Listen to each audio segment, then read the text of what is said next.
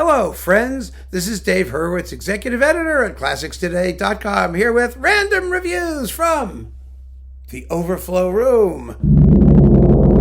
Yeah, and let me tell you, we're still in the middle of the P's, the PEs to be specific, as we go in reverse alphabetical order. And boy, there's lots of composers and strange stuff in the PEs. I can't get over it. I'm going through this, and it's like, I limit myself to 3 composers or artists or whatever per video because it's a nice, handy way to do it. Unless we have long ones, and then I'll break it up, differently. But wow, there's so many little guys here, big guys, little guys. I don't know. Like, for example, this particular clump, here they are.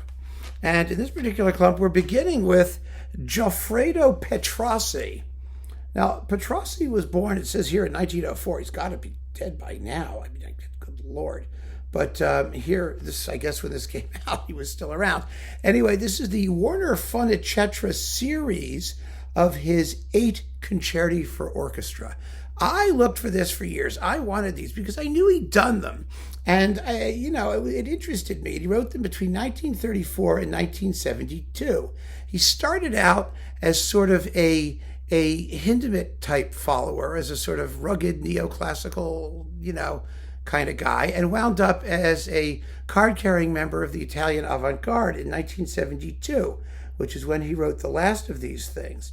The conductor of all of these is Zoltan Peshko, and they fit on, 3 CDs, and really they're kind of fascinating works.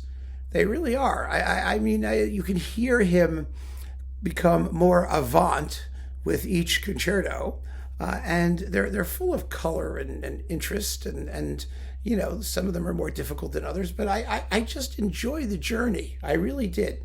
You've got the BBC Symphony, the Philharmonia Hungarica, the Orchestra Sinfonica di Milano della RAI, that's Italian radio, and I don't even know if this is still available, but wow. I was just really happy to have it, and I listened to them a few times and then stuffed them down here because I knew I wasn't going to play them that frequently.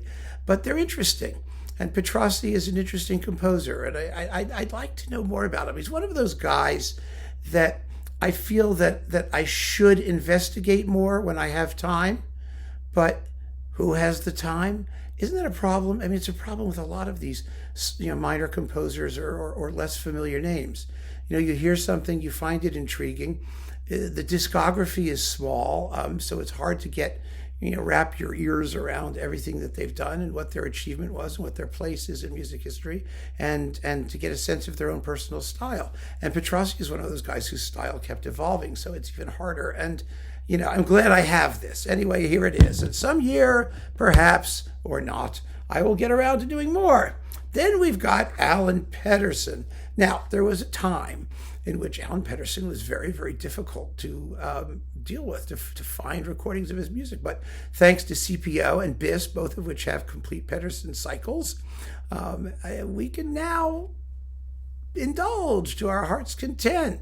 This is the 8th Symphony with Gerd Albrecht and the Philharmonische Staatsorchester Hamburg. It's actually a very good performance. It's live from 1994. It's on Orfeo, this particular one. But all of the rest of my Pettersson is upstairs because I just find him fascinating. I really do. And the more I listen to him, the more I like him. He is difficult. There were rumors, the rumors when this stuff was coming out that his music was so dark and depressing and gloomy that you just want to kill yourself after you listen to it. And the rumors turned out to be largely true. But even though they're largely true, there's also extraordinary beauty in his music, and he was a major symphonist. His works are very, very difficult, awkward to play, and the orchestras probably can't stand them, and they have lots of crazy, nasty, dissonant harmonies alternating with passages of really exquisite lyrical beauty and mellifluousness, but then they usually end softly. I mean, they're designed to be difficult. And so, as far as this goes, I wish that more people would listen to him. He's a great home composer to listen to at home because you can take your time and you can sort of soak it up slowly or play it in the car if you don't feel like driving off a bridge or something like that. You got to be a little careful there. But yes, so you got Pettersson down here, and then someone who you may actually get really confused with, because there's Peterson-Berger. Well, he spells Pettersson differently, because this Pettersson, is, the Allan one, has 2 T's and 2 S's. And this one is a normal Pettersson, just Peterson dash Berger. And he's much more of a romantic. He's another Swedish composer. I mean, there are lots of Petterssons in Sweden, right? Sweden just produces them like, mass produces Pettersson-type composers.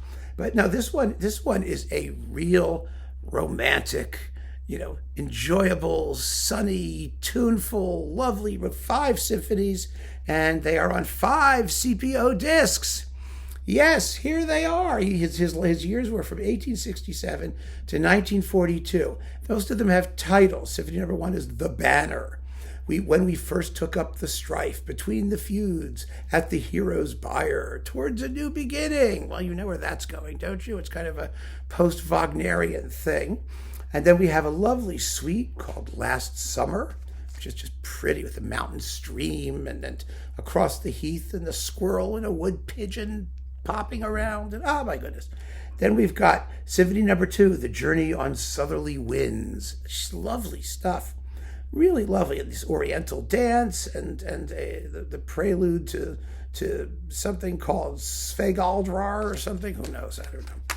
Then we've got the 3rd Symphony, Lapland. Well, we all like Lapland. I mean, we like to eat things from Lapland. When I was in Finland, we had reindeer meat from Lapland. Oh, it was very tasty. And then we had the Irina suite for orchestra, and this is fun, and the chorale and fugue from the Doomsday Prophets. And then let's see, Symphony number 4 is subtitled Holmia. Then we've got The Story of Sleeping Beauty, orchestral suite. Yes, there's a Sleeping Beauty here.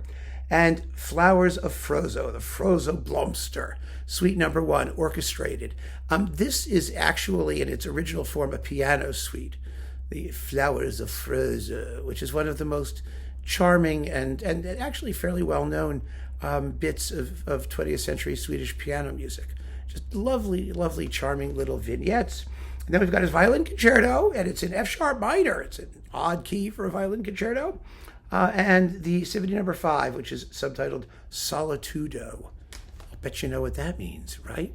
So yeah, if you don't know Peterson-Berger, you should stream some or listen to some and see what you think, because there's like 5 chunky, fun-filled orchestral music of, discs of late romantic orchestral music. That's enormous fun. It really is. It's worth hearing. So there you have it. 3 interesting pet people. We've got more pet people coming. Oh my God.